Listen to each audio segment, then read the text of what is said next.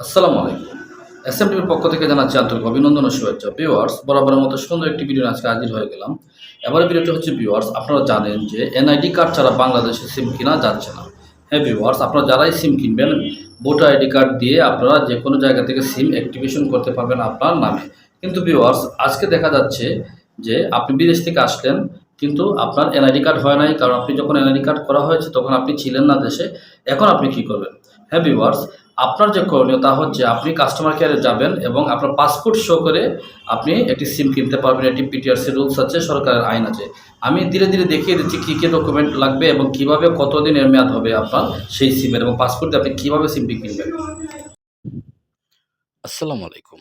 এসএমটিভির পক্ষ থেকে স্বাগতম। ভিউয়ার্স, আপনারা অনেক সময় বিদেশে বসবাস করেন, বাংলাদেশে আসা হয় না। অনেক সময় আপনারা বাংলাদেশে পাসপোর্ট নিয়ে বিদেশে কোনো কাজে চলে যান। ৩, ৪, ৫ বৎসর আপনারা আসেন না। তখন হয়তো আপনার এনআইডি কার্ডটা হালনাগাদ হয়নি, বা আপনি এনআইডি কার্ড করার সময় বাংলাদেশে থাকেন না বা ছিলেন না। তো আপনি যখন আসলেন, আপনি দেখলেন যে বায়োমেট্রিক ফিঙ্গার দিয়ে সবাই সিম কিনছে। তো আপনি তখন কি কোনো সিম কিনতে পারবেন? হ্যাঁ ভিউয়ার্স, আজকের বিষয়টা হচ্ছে এই যে আপনি যদি দেশের পাসপোর্ট অথবা বিদেশি পাসপোর্ট, যেকোনো পাসপোর্ট নিয়ে বাংলাদেশে বসবাস করেন কিছুদিনের জন্য, তাহলে আপনি কি কোনো সিম কিনতে পারবেন?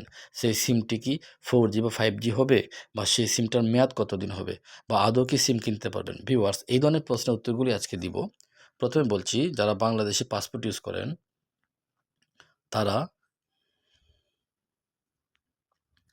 তারা যেকোনো সময় বাংলাদেশে একটি সিম কিনে নিতে পারবেন, অথবা আপনারা যদি বিদেশি পাসপোর্ট ইউজ করেন, লাল পাসপোর্ট থাকে, কূটনৈতিক পাসপোর্ট বা আমেরিকান পাসপোর্ট, তবুও আপনারা একটি সিম বাংলাদেশে কিনতে পারবেন। এটা হচ্ছে বিটিআরসির রুল।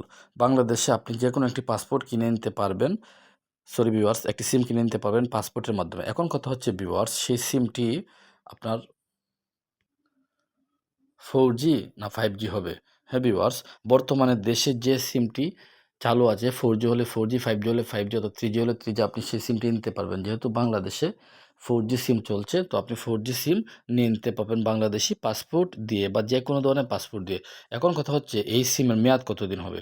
হ্যাঁ ভিউয়ার্স, এটা হচ্ছে সবচেয়ে ইম্পর্টেন্ট। যেহেতু একজন বিদেশি সামান্য কিছুদিনের জন্য দেশে আসেন, তাই সেই সিমের মেয়াদটা হয় 6 মাস। নোট করে রাখবেন, ৬ মাসের উপরে একদিনও আপনি সেই সিমটি ব্যবহার করতে পারবেন না। আপনি যদি ৬ মাসের উপরে থাকেন, তাহলে সেই সংশ্লিষ্ট জেলা পর্যায়ে নয়, বিভাগীয় পর্যায়ে যেকোনো কাস্টমার কেয়ারে গিয়ে আপনি আরও ৬ মাস এই সিমটিকে আপনি এক্সটেনশন করে নিতে পারেন, এবং আপনি আরও ৬ মাস এটাকে ব্যবহার করতে পারেন।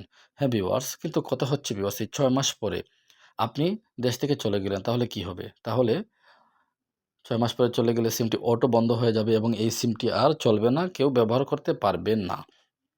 কিন্তু আপনি যদি দেশেই থেকে যান, তাহলে কি করবেন? সিমটা তো ৬ মাস ইউজ করলেন। মানুষ দেখে ফেললো বা জেনে ফেললো এই নাম্বারটি আপনার, তখন আপনাকে একটি কাজ করতে হবে।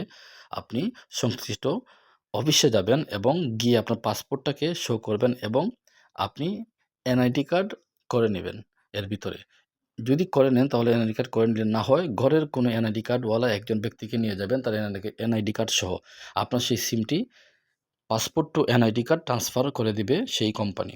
কিন্তু সবচেয়ে ভালো হয় এই ক্ষেত্রে আপনি ৬ মাস টাইম পেলে নিজেও আপনার এনআইডি কার্ডটা করে নিতে পারেন, এবং এই জন্যই মূলত ৬ মাসের টাইম দেওয়া হয়। যদি থাকেন দেশে তাহলে আপনি পরে এনআইডি করবেন, আর যদি না থাকেন তাহলে আপনি আপনার পাসপোর্টের ৬ মাস মেয়াদ ইউজ করে চলে যাবেন।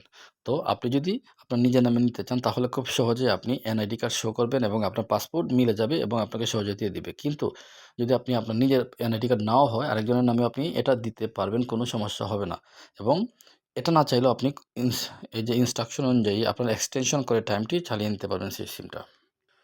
ভিউয়ার্স, আপনি গ্রামীণ বাংলা লিংক রবি যে সিমই কিনেন না কেন, একটি প্রশ্ন হচ্ছে আপনাদের থাকে কমন, যে অফারগুলো কি ঠিক থাকবে?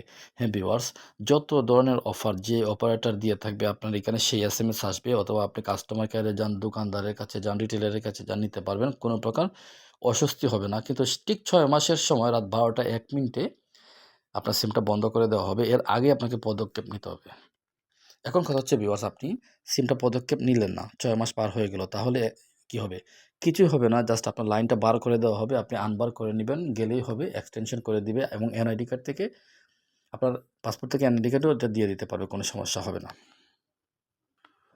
তাহলে ভিউয়ার্স বুঝতে পারছেন যে কোনো ধরনের পাসপোর্ট শো করে আপনি বাংলাদেশে একটি সিমের মালিক হয়ে যেতে পারবেন 6 মাসের জন্য পরীক্ষামূলকভাবে বা অস্থায়ীভাবে, এবং পরে এটাকে স্থায়ীও করে নিতে পারেন, অথবা আপনি এই সিমটাকে 6 মাস ব্যবহার করে রেখে দিতে পারেন, কোনো সমস্যা হবে না।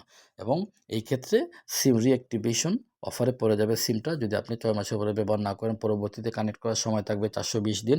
এরপরে যদি আপনি আপনার এনআইডিতে অথবা পাসপোর্ট দেখিয়েও আবার নিজে কানেক্ট না করেন বা এক্সটেনশন না করেন, সিমটা অটো বন্ধ হয়ে যাবে, বিটিআরসি আবারও সেল করে দিবে।